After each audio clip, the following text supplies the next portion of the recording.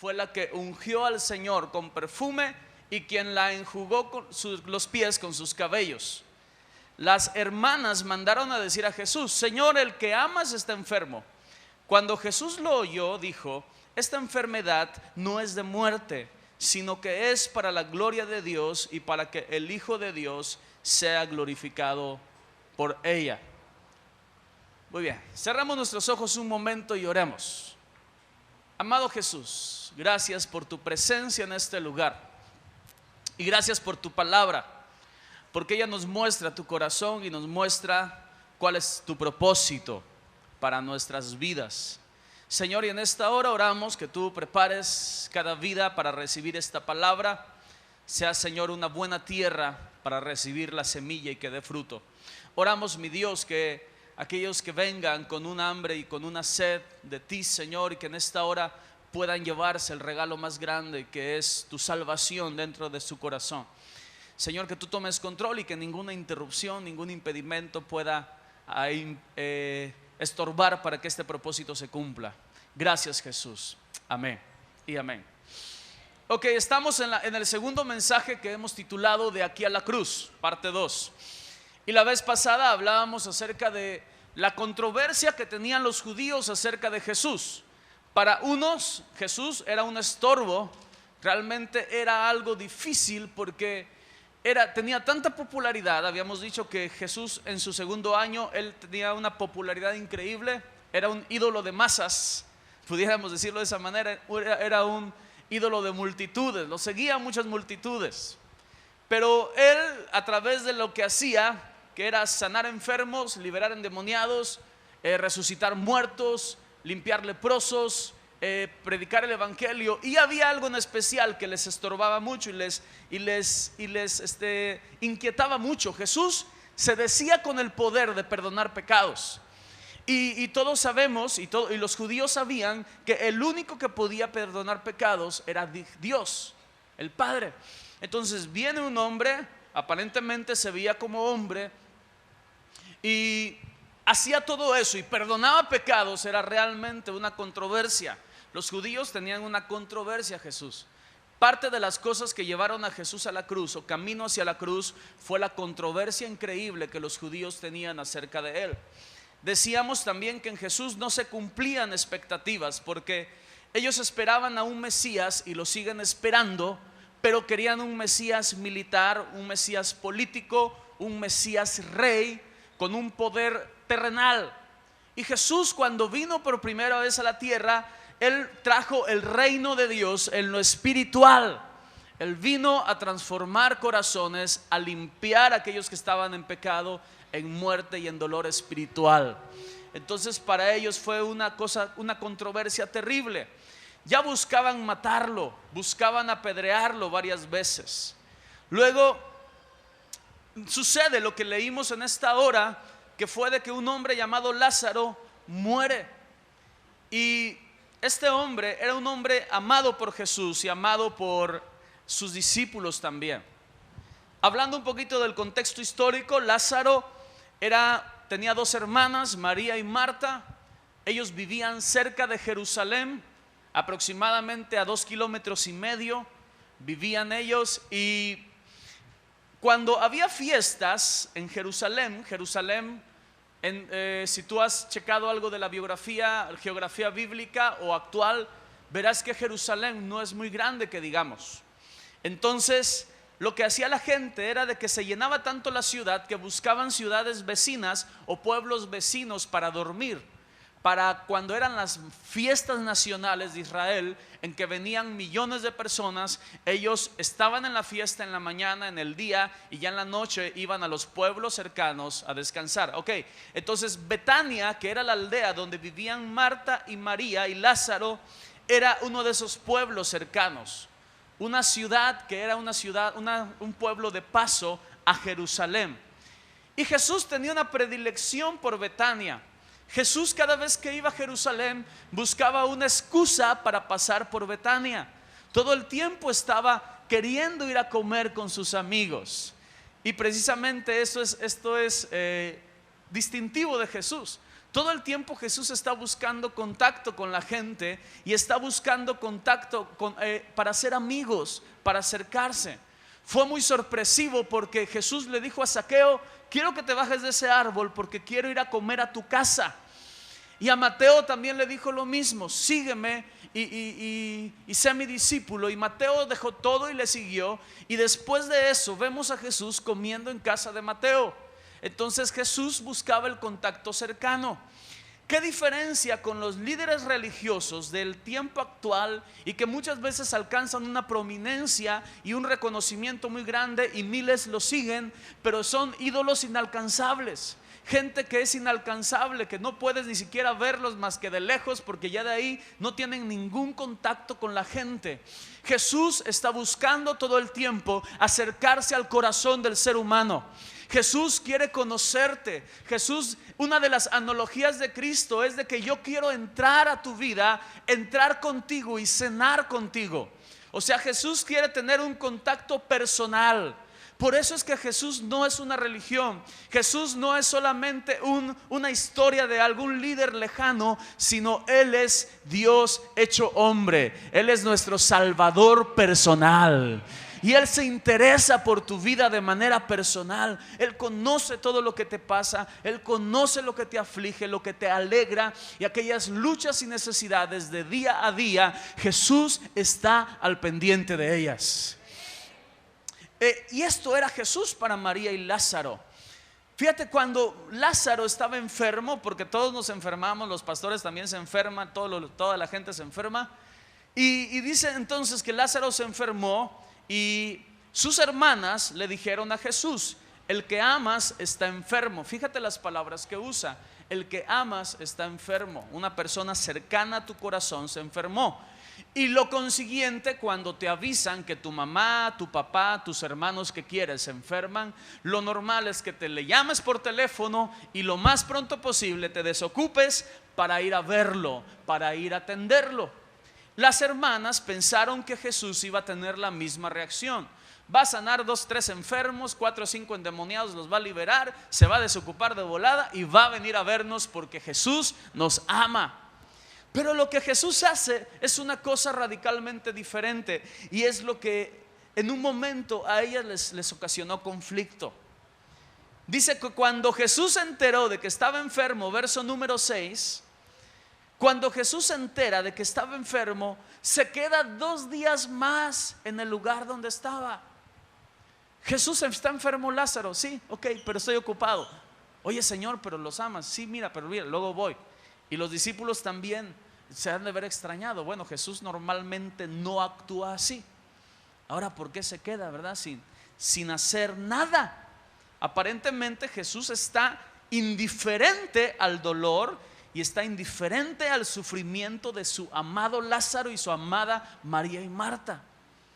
¿Cuántas veces tú te has preguntado si Jesús está indiferente a tu dolor? O aparentemente ves que Jesús no está haciendo nada para ayudarte.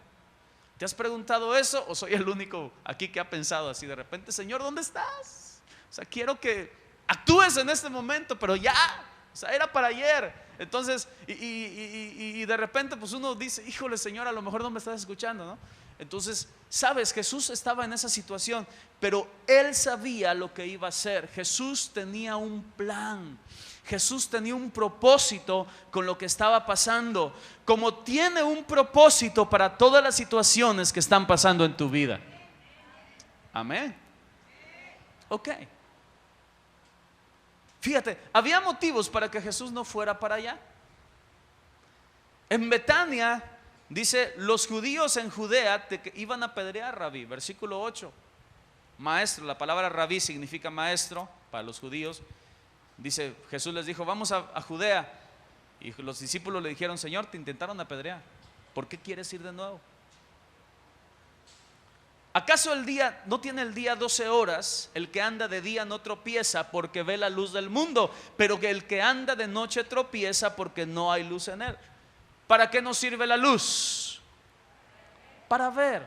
Entonces Jesús veía el panorama completo, veía el propósito de la enfermedad de Lázaro, de la muerte de Lázaro y del dolor de María y Marta. Jesús le encontraba propósito y sentido a ese sufrimiento porque él veía el panorama completo.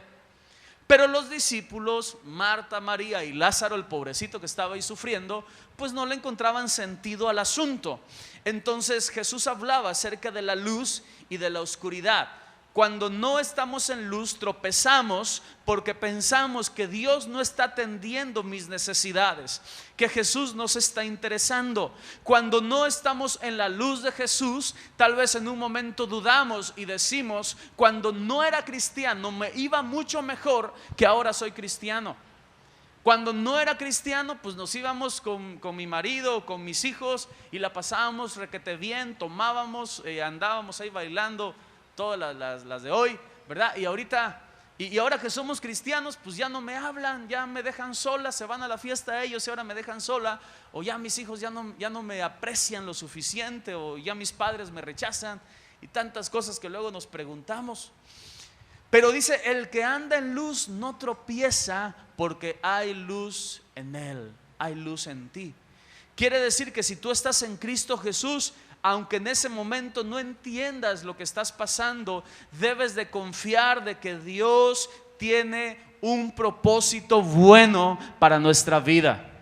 Dios tiene un propósito bueno.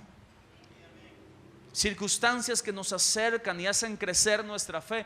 Tú vas a entender al final de este pasaje cómo es que la fe de María y de Marta crecieron, acrecentaron notablemente, y vas a entender cómo a través de lo que pasó mucha gente creyó en Jesús. Entonces las pruebas que pasan son también motivo para la salvación de otras personas, para la sanidad de otras personas, para que muchos otros conozcan a través de tu testimonio de vida lo que Jesús ha hecho contigo. Grandes cosas ha hecho con nosotros el Señor. Entonces, bueno, dice aquí que el verso número 11 agregó: nuestro amigo Lázaro duerme, pero voy a despertarlo. Juan 11:11. Nuestro amigo Lázaro duerme, pero voy a despertarlo. Los discípulos dijeron: Señor, si duerme sanará. Ellos pensaron que si el enfermito estaba dormido, pues bueno, entonces quiere decir que se iba recuperando. O sea, pensaron que el sueño era un buen síntoma de la sanidad progresiva de Lázaro. Pero Jesús les dijo directamente, verso número 14: Lázaro ha muerto. ¿Qué le pasó a Lázaro? Se murió. Y versículo 15 dijo algo incomprensible. No me levantes la mano ni digas amén, pero solamente piensa: ¿cuántos han pasado por la muerte de un ser querido? Por la pérdida de alguien muy cercano a ustedes. Si alguien te dijera: esto es motivo, y me alegro por ti, o sea, yo creo que le darás una cachetada, mínimo. O sea, me alegro por ti porque tu familiar se murió. Es un dolor profundo, un dolor que lo sientes cercano, porque fue una persona querida. Jesús les dice en el verso 5: me alegro por ustedes, de que no han estado ahí para que crean. Vayamos a verlo. Entonces, ¿cuál fue el propósito del evento de la muerte de Lázaro?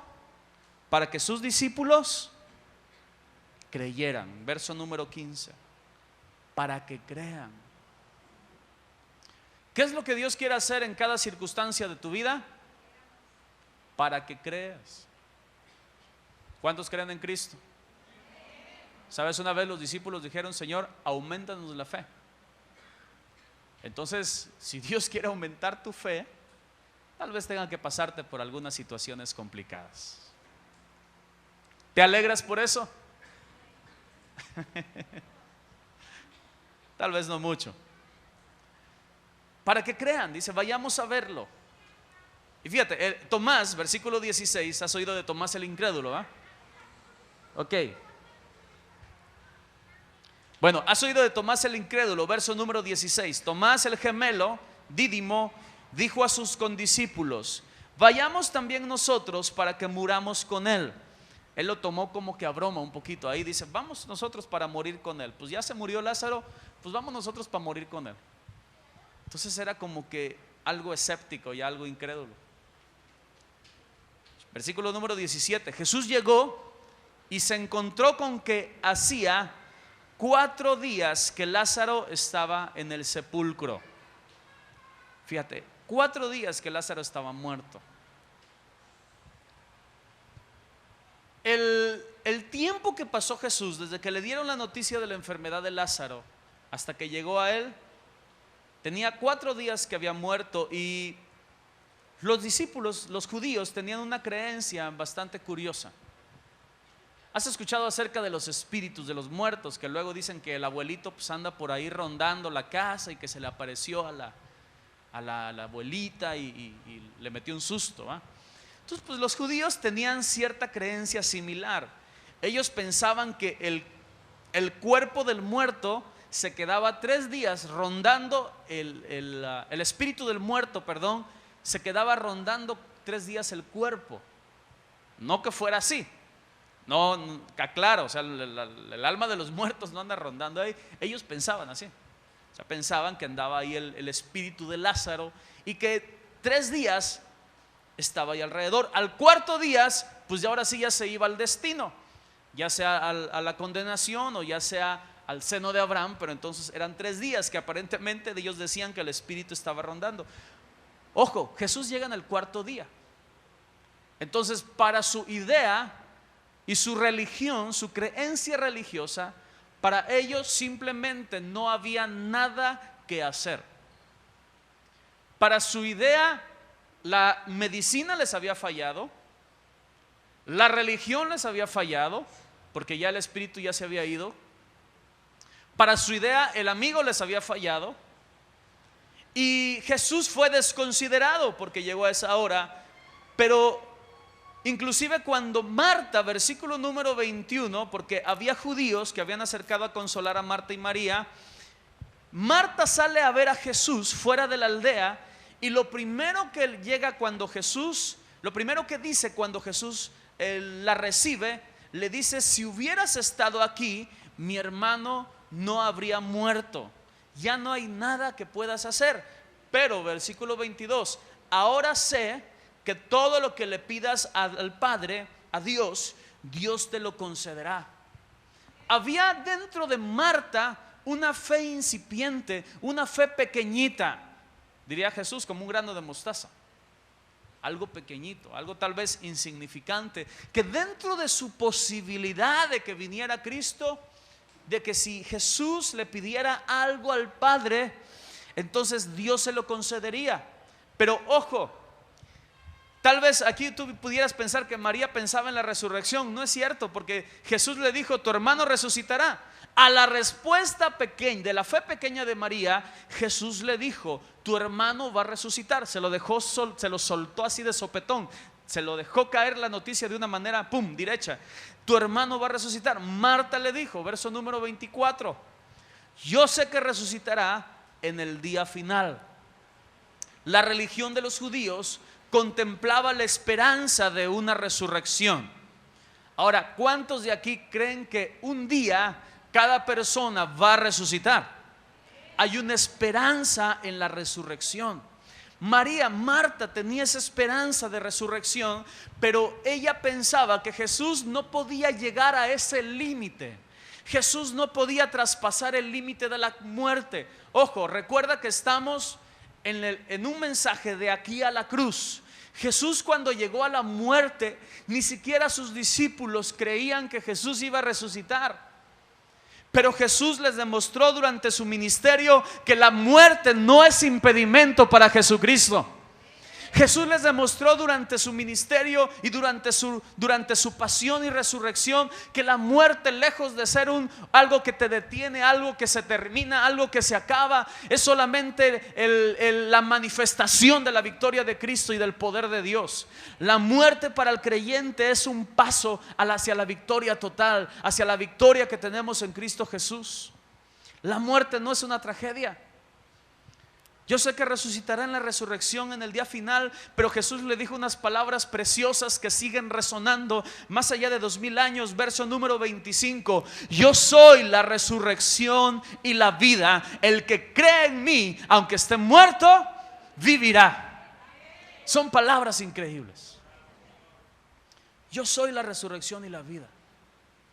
¿Cuál era tu muerte con la cual llegaste a Cristo? Dice la palabra que estábamos muertos en delitos y pecados. Estábamos perdidos en tinieblas, sin luz. Y cuando venimos a Cristo, Él nos da vida. Y si creemos en Él, aunque tengamos muerte, volvemos a la vida en Cristo Jesús. Y dice: todo aquel que vive y cree en mí no morirá eternamente.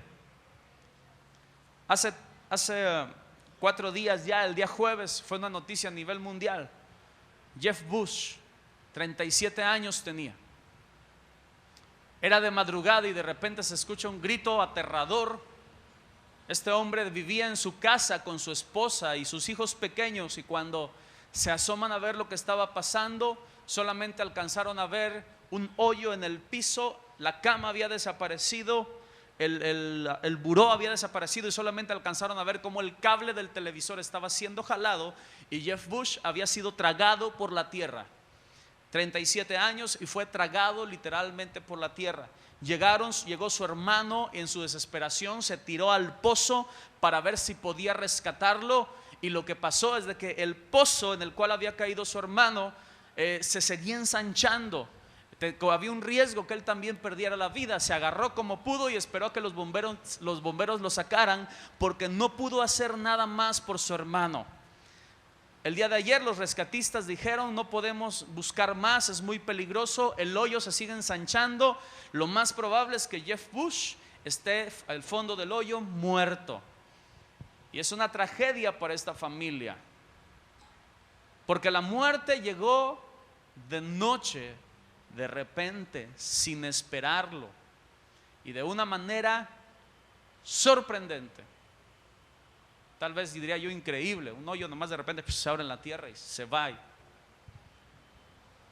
Jesús dijo: el que cree en mí no morirá eternamente. O sea, la muerte no te va a agarrar por sorpresa. La muerte, para el que cree en Cristo Jesús, no es algo que podamos decir que no puede vivir, no puede venir a nuestra vida. Pero sabes, tenemos una esperanza. Cuando vives en Cristo Jesús, los que creemos en Él, entendemos que cerrar los ojos aquí en la tierra es estar en la presencia del Señor. No moriremos eternamente. Y luego le dijo a María, dice: ¿crees esto? O sea, lo que te estoy diciendo, ¿lo crees? Eres de los discípulos que lo que tú lees en la palabra como una promesa para ti, ¿tú la crees? ¿O comienzas a dudar acerca de ella? ¿O comienzas a preguntarte: ¿cómo le vas a hacer, Señor Jesús? ¿Cómo lo vas a realizar? Si yo no entiendo cómo lo vas a hacer, entonces yo tengo duda. Si el Señor te ha dicho que va a salvar a tu familia, ¿Él qué va a hacer? Va a salvar a la familia. Entonces, ¿cuál es tu duda? Ahora, pues es que, Señor, mi marido está perdido y mis hijos están más perdidos todavía. ¿Cómo le vas a hacer? Entonces, no es tanto el asunto cómo Él lo va a hacer, sino la pregunta clave es la que le hizo Jesús: ¿crees o no crees? ¿Crees? ¿Cuántos creen que Dios los va a prosperar aún más? ¿Cuántos creen que en Dios tenemos salud, vida eterna, perdón de pecados? ¿Tú lo crees? Ya está. Entonces no te acongojes tanto entendiendo los cómo, sino creyendo solamente. Precisamente la fe es eso. Dice: la fe es creer en aquellas cosas que tal vez no ves, que en este momento ahí están realizando. Fíjate, y dijo una declaración María en el verso número 17: sí, Señor, yo creo y he creído que tú eres el Cristo, el Mesías, el Hijo de Dios, que has venido al mundo. Entonces, muchos de los judíos rechazaban a Jesús, pero María era un discípulo de Jesucristo, que creía que Jesucristo era el enviado del Padre, el Verbo encarnado, y que Jesús era el Mesías. La palabra Mesías, el ungido de Dios para salvación del ser humano, el Hijo de Dios, el amado del cielo, que ha venido al mundo por amor para salvarnos y darnos vida eterna. Marta creía todo eso. Marta no era indiferente a las promesas del Mesías. A Jesús lo crucificaron, pero Marta no fue de las que participaron en su crucifixión, negando al Hijo de Dios o rechazando a Jesús, sino que ella creía que Jesús era el Mesías, era el Cristo. Entonces decíamos la vez pasada, lo que va a definir el resultado de nuestra vida y el destino de nuestra vida es qué vamos a creer acerca de Cristo. ¿Lo vamos a creer como un iluminado más, un profeta más, un maestro más? ¿O vamos a decir como Marta: yo he creído que tú eres el Cristo, el Hijo de Dios, que has venido al mundo para salvarme? Eso es lo que define el destino del hombre. Entonces cuando Marta llegó esto, entonces Marta sale corriendo y le dice: María, regresa a la casa y le dice: María, el maestro está aquí y te está llamando, te está buscando. Y Marta salió al encuentro de Jesús y los judíos salieron corriendo detrás de María, María salió al encuentro de Jesús y los judíos corrieron detrás de ella y vieron a la expectativa a ver qué había que hacer, porque un familiar doliente puede hacer locuras. Un familiar con mucho dolor, capaz que se puede cortar la vida también. Puede, en un momento de depresión, puede pensar en morir también. Los judíos fueron corriendo detrás de María porque María estaba destrozada, emocionalmente estaba dolida. Y cuando María llega a donde estaba Jesús, verso número 32, le dijo lo mismo, se arrojó a sus pies y le dijo: si hubieras estado aquí, mi hermano no habría muerto. Por las palabras que ellos estaban diciendo, era la plática, era su comentario. ¿Por qué Jesús no está aquí? ¿Por qué Jesús no está en este momento tan difícil? Versículo número 33, cuando Jesús vio a llorar a María y a los judíos que la acompañaban, sucedieron dos reacciones emocionales en Jesús. Dice que se conmovió profundamente y se turbó su espíritu. Versículo número 33. Entonces hubo una compasión de Jesús al dolor de María, pero segundo, dentro del corazón de Jesús hubo un enojo, una turbación, hubo una furia contenida al ver la incredulidad de los judíos. Ellos eran su pueblo, el pueblo de Cristo, pero los judíos no creían en Él. Y al ver que seguían a María y vieron a Jesús, Él se conmovió de María, pero de los judíos le dolió la incredulidad de su corazón. Le lastimó ver que solamente buscaban la manera de atacarlo, buscaban la manera de encontrar una falla en él para rechazarlo. Sabes, hay gente que cuando no está bien sus pies en Jesucristo, no está siguiendo a Jesucristo como tiene que ser, solamente está buscando un error del hermano para entonces criticar a Jesús y criticar la iglesia. Hay gente que solamente está buscando ver qué falla te encuentra para entonces decir: tu Cristo no sirve. Gente que solamente está buscando que Jesús no les cumpla su expectativa equivocada para decir entonces el cristianismo no sirve. Pero la diferencia con alguien que ha creído en Cristo Jesús es de que a pesar de las pruebas y tribulaciones, la fe en nosotros permanece firme. ¿Cuántos dicen amén? Dale un fuerte aplauso a Cristo Jesús. Amén.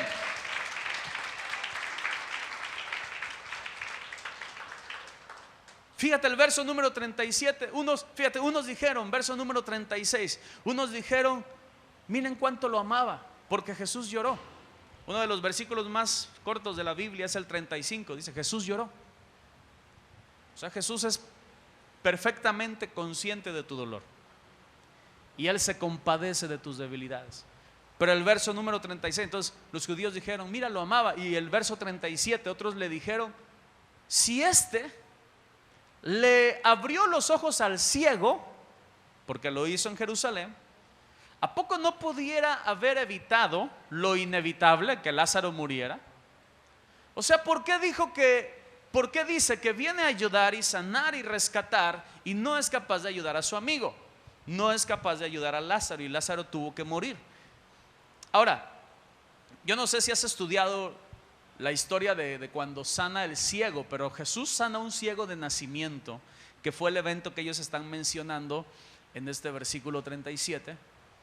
Sana a un ciego de nacimiento, y cuando sucede el milagro, el ciego llegó hablando acerca de Jesús y preguntando: ¿dónde está Jesús? Porque quiero reconocerlo, quiero darle gracias. Y los religiosos estaban buscando a Jesús porque estaban haciendo un complot para matarlo y arrestarlo, porque era tanta la fama de Jesús que pensaban que todo el pueblo se iba a voltear en contra de ellos para seguir a Cristo. Entonces, lo que en unos es un milagro de bendición y sanidad, para otros es una tremenda dificultad. Lo que para unos es una gran bendición, para otros es una tremenda crítica. Lo que para unos puede representar que un joven se convierta a Jesucristo y deje el vicio y deje el antro y deje las amistades que destruyen. Me dolió en mi corazón cuando el día miércoles en la mañana íbamos con mi esposa en esta banqueta, íbamos camino hacia la esquina y una muchacha con vestido de la universidad, con ropa de la universidad, literalmente revolcándose en su vómito, absolutamente embriagada, totalmente borracha.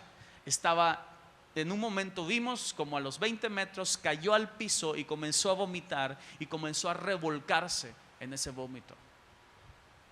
Y sus amigas que iban en el mismo estado que ella estaban riéndose de lo que estaba pasando ahí en el piso. La levantaron como pudieron, se comenzó a sacar la ropa, la detuvieron sus amigas más borrachas que ellas, creo, y siguieron caminando por esta banqueta y nuestro corazón se conmovió. ¿Cuánto de la juventud de nuestro Acapulco necesita saber que Jesucristo te ofrece una vida abundante, una vida diferente? Y tal vez para alguna gente, si un joven así que está en ese estado era una jovencita, yo te quiero decir, a lo más tenía 18, 19 años. Y tal vez para algunos que vieron esa situación y que de repente la vean viniendo a Nuevo Horizonte con una Biblia bajo el brazo y la vean transformada y cambiada y renovada y rechazando todo ese tipo de cosas, van a decir, eres una loca. Pero para otros es una fiesta y van a decir, ¿sabes qué? Qué bueno. Entonces Jesús siempre va a ser una causa de controversia. Y parte del camino de Jesús a la cruz es una controversia que se estaba dando en el corazón de cada uno. Y seguramente tu encuentro con la cruz de Cristo, cuando recibiste a Jesucristo, fue controversia también. Tal vez alguien te dijo, sigue a Jesús, recíbelo como tu Señor y Salvador, y Él te puede perdonar. Y a lo mejor al principio pensaste, este está loco, es un fanático religioso que me quiere convertir a su iglesia para sacarme el dinero. Entonces muchas veces así piensan, este está loco porque a él ya le lavaron el coco y está todo aburrido, ahora me quiere hacer aburrido a mí también. Yo no estoy aburrido. ¿Cuántos están aburridos de estar con Cristo? ¿Cuántos se sienten cansados de decir, oye Señor, ya me aburrí de que me ames? No, eso es una locura. Fíjate nada más. Entonces llegan los judíos con Lázaro y estaban ahí con el dolor de Jesús y le decían a algunos, entonces ¿por qué no pudo sanar a Lázaro si sanó al ciego de nacimiento? Jesús fue al sepulcro, verso número 38, que era una cueva, según la costumbre de los judíos. Había una costumbre en la cual cavaban sepulcros en cuevas, y tenía una piedra puesta encima. Jesús dijo, quiten la piedra, ojo, quiten los estorbos, quita la incredulidad. La piedra representa la incredulidad, representa las excusas, representa los impedimentos que tenemos para ver la gloria de Dios, para desarrollar y ver la fe en Jesús manifestada. Para ver un milagro tienes que quitar las piedras, tienes que quitar aquellas cosas en tu corazón que te estorbas, y tienes que entregarte a creer total y absolutamente en Jesucristo. Si vas a tener fe, tenla, pero decídete ya a tenerla. Y si no te está costando, dile, Señor, renuncia a todo estorbo, renuncia a toda piedra ahí que está en mi corazón, y creo incondicionalmente en ti, creo totalmente en ti. Quiten la piedra, les dijo Jesús. Y Marta le contestó, teniendo una excusa, le dijo, Señor, pues ya pasaron 4 días, se le fue el espíritu, ya huele mal, ya los intestinos allá adentro comienzan a estar en descomposición, se comienzan a inflar, comienzan los animalitos esos que se encargan de la descomposición de los cadáveres. Entonces ya comenzaron a entrar ahí en los vendajes, y pues realmente es muy difícil eso que tú me hablas. A 4 días que ya estuvo muerto, va a ser un espectáculo deplorable. Si tú piensas entrar ahí, te va a asquear. Pero Jesús le dijo, no te he dicho, verso número 40, que si crees, verás ¿Cuántos quieren ver la gloria de Dios? ¿Cuál es la única condición para ver la gloria de Dios? Creer. ¿Hay otra condición? No, hay que pagar algo, hacer una manda, pagar una penitencia. ¿Qué necesitamos entonces? Solamente creer. ¿Cuál es el área en tu vida donde necesitas ver la gloria de Dios? ¿Cuál es el área en tu vida en el cual tú quieres que Jesús actúe o el Señor actúe de manera sobrenatural y milagrosa? Tú necesitas creer. Pero sabes, mira, la fe comienza cuando tú dices como Marta dijo: yo creo que tú eres el Hijo de Dios, el enviado del Padre. Tú eres el Mesías que has venido al mundo y yo creo en ti. Y comienza una fe en tu corazón, una fe sencilla, pequeña. Y cada vez que el Señor hace un milagro en tu vida, va haciéndose grande, va haciéndose grande, va haciéndose inmensa. Es una fe que va trascendiendo, va impactando la vida de los que te rodean. Tus familiares que al principio tal vez te decían: es una calentura del momento, se te va a pasar al ratito, y ven que estás perseverando en el amor de Cristo Jesús, ahora sí ya se comienzan a preocupar más, ¿verdad? Pero también cuando ven los milagros que Dios está haciendo en tu vida y ven que las situaciones que antes te jalabas de las greñas y te desesperaban, ahora estás esperando en el Señor, estás teniendo paciencia. Señor, yo creo que vas a contestar, con paz en tu corazón. Porque los cristianos también tenemos dificultades, pero algo bien importante: tenemos paz. Ese es lo que produce el Espíritu: amor, gozo, paz. Entonces Jesús dijo, aquí dice: ¿no te he dicho que si crees verás la gloria de Dios? Quitaron la piedra. Jesús levantó los ojos a los altos y comenzó a reprender todo espíritu de muerte, y comenzó a echar fuera todo demonio, y comenzó a... No, ¿verdad? Versículo número 41, levantó los ojos a lo alto y dijo: Padre, te doy. ¿Qué dijo Jesús? Gracias. ¿Cuánto fue la última vez que antes de comenzar a hacer todo un ritual religioso le dijiste: Señor, gracias porque yo sé que me escuchas? ¿Te das cuenta? O sea, fíjate, muchas veces llegamos a Jesús y con la prisa que llevamos y con la desesperación mental y el agobio que llegamos y nos descargamos así, pero como así impresionantemente. Es una aflicción así terrible, y llegamos y le comenzamos a reprochar todo y le comenzamos a decir todo, y Jesús, en medio de una necesidad, de una respuesta del Padre, lo primero que se le ocurre decirle al Padre es: gracias. Es una enseñanza esto para nosotros. ¿Cuándo fue la última vez que en medio de tu necesidad le dijiste: Padre, gracias? Gracias porque me escuchas. Porque sé que al exponerte mi necesidad, porque sé que al venir delante de ti, tú me has escuchado. Y aún antes de que diga toda palabra en mi boca, tú ya la sabes toda. Pero te gusta que nosotros vengamos y la expresemos, porque sabe Jesús que para nosotros es un desahogo emocional también. Platicar con Dios es un buen desahogo emocional. Por favor, deja de reprocharle a tu esposo o a tu esposa. Platica con Dios más y pelea menos. Entonces las personas que pelean mucho es que no platican ¿con quién? Con Dios. Desahoga tu alma ahí delante del Señor, pero dale gracias. Entonces dice, fíjate lo que dijo Jesús: yo sabía que siempre me escuchas, pero lo dije por causa de la multitud que está alrededor, para que crean que tú me has enviado. Entonces fíjate, primero, Jesús camino a la cruz, pocos días antes de la Pascua, antes de su muerte. Jesús está haciendo este milagro primero para que sus discípulos se afirme su fe, crezca la fe.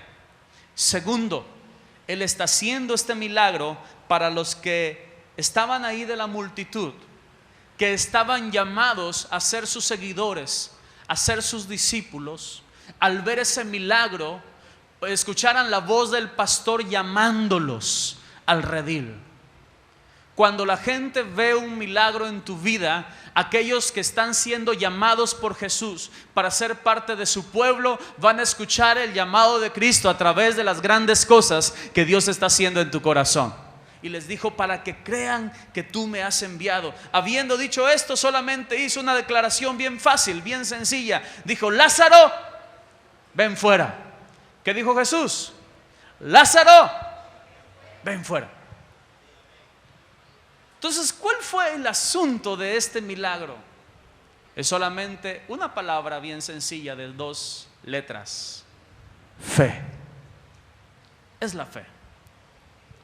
Si tú tienes fe, tú le dijeras a este monte: quítate de aquí, y será hecho.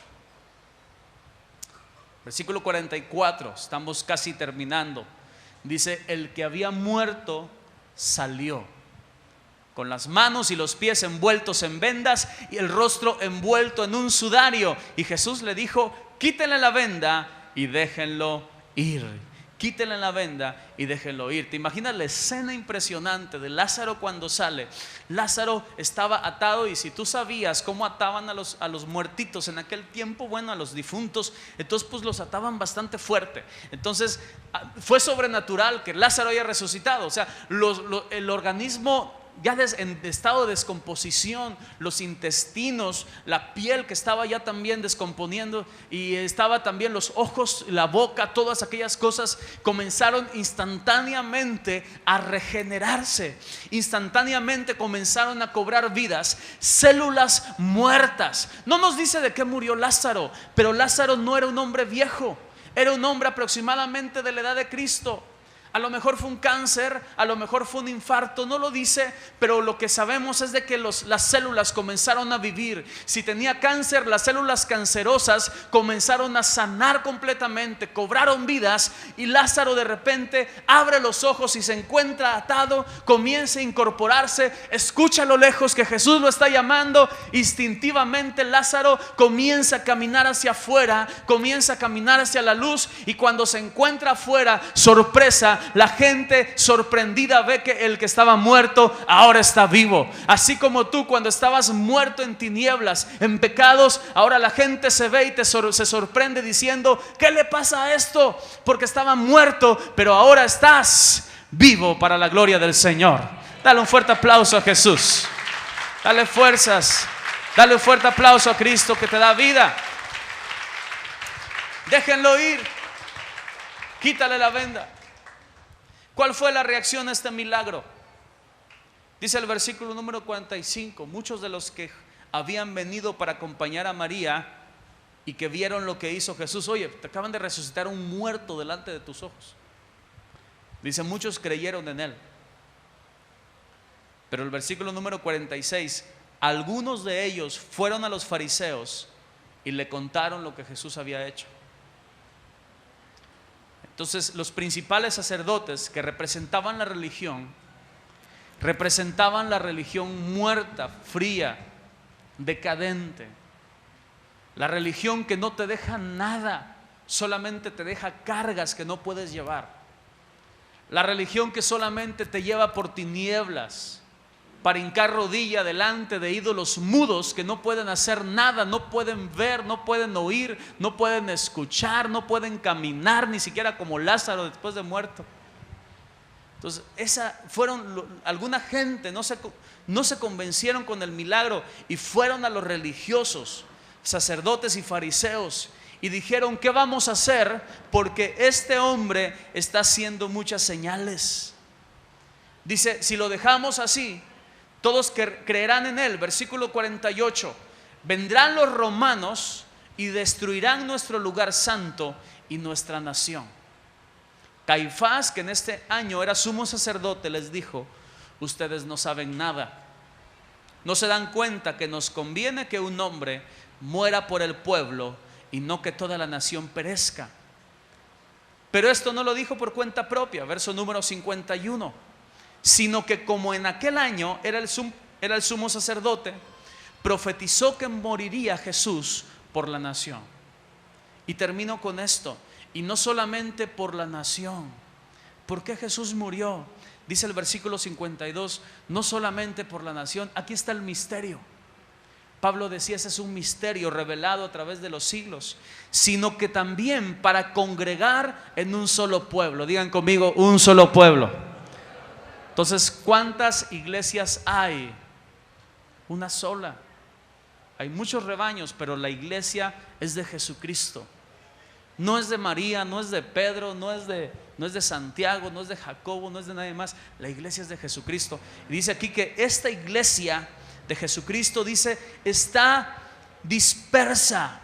A los hijos de Dios que están dispersos, no solamente en Israel, sino que en México, en Acapulco, en las Amazonas de Brasil, en las iglesias subterráneas de China, en las ciudades de Rusia, en Estados Unidos, primero, tercero, cuarto mundo, como quieras llamarle, en África, los países en desarrollo o no desarrollados, donde quiera que se invoque el nombre de Jesucristo, ahí está Él enviando salvación y vida eterna. Un pueblo disperso por toda la tierra, un pueblo disperso que está siendo juntado a través de la cruz de Jesucristo. La muerte de Jesús reúne a todos los que creen en Él bajo el título de hijos de Dios. Dice, los hijos de Dios que estaban regados por toda la tierra y ahora han venido a Jesús. Entonces escucha, el camino a la cruz es camino de reconciliación, es camino de reunión para sus discípulos. El camino a la cruz es el camino de reconocer que cuando escuchamos acerca de Cristo, su obra y su sufrimiento, tal vez para muchos vaya a ser locura, pero para los que son hijos de Dios, para los que son sus discípulos, para los que son sus seguidores, es el lugar donde nos reunimos un día, el lugar donde un día yo dejé mis pecados y mis cargas, el lugar donde reconocí que era terriblemente pecador y que necesitaba el perdón y la gracia de Jesús. Era el lugar donde un día Él me abrazó cuando nadie más me podía haber abrazado. Era el lugar donde un día Él te adoptó como su hijo, aun cuando tu familia te desechó. Era el lugar donde Él te perdonó, aun cuando la ley te señalaba que eras culpable. Y veniste a la cruz de Cristo y dice Él, al que a mí viene, yo no le echo fuera. Y los que vienen a Él son transformados de ser pecadores culpables y ahora son llamados iglesia de Cristo Jesús, hijos del Todopoderoso. Dale un fuerte aplauso si es así en tu vida. Amén. Amén.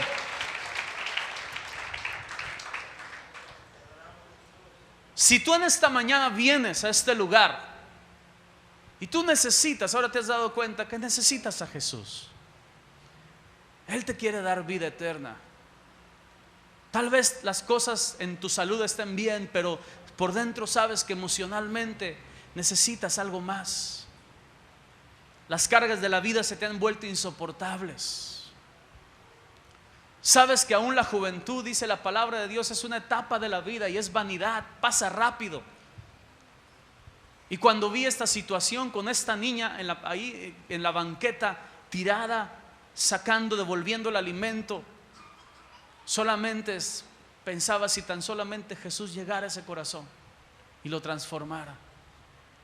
Porque Jesús es cercano a ti, quiere conocerte y que tú lo conozcas. Él no quiere ser un Dios lejano, Él no quiere ser un Señor lejano. Él quiere acercarse a ti y que tú vengas a comunión con Él. Él quiere traer sanidad a tu corazón, que cuando levantes tu clamor sepas que Él te escucha, que cuando levantes tu oración sepas que Él está ahí a tu lado para consolarte. Y ese es Jesús. Y ese es Jesús. Él no quiere causar una controversia en tu corazón, sino quiere convencer a tu vida que Él es lo que tú necesitas. Él en esta mañana guió estas palabras y está hablando a tu corazón que vengas a Él. Y si tú vienes a Él no morirás eternamente, sino tendrás vida eterna y no perecerás jamás. Él te quiere dar una vida diferente, una vida abundante. Y tal vez alguna gente se pueda burlar o reír de lo que puede pasar en tu vida, pero otros se van a sorprender y van a decir: yo necesito eso que tú tienes.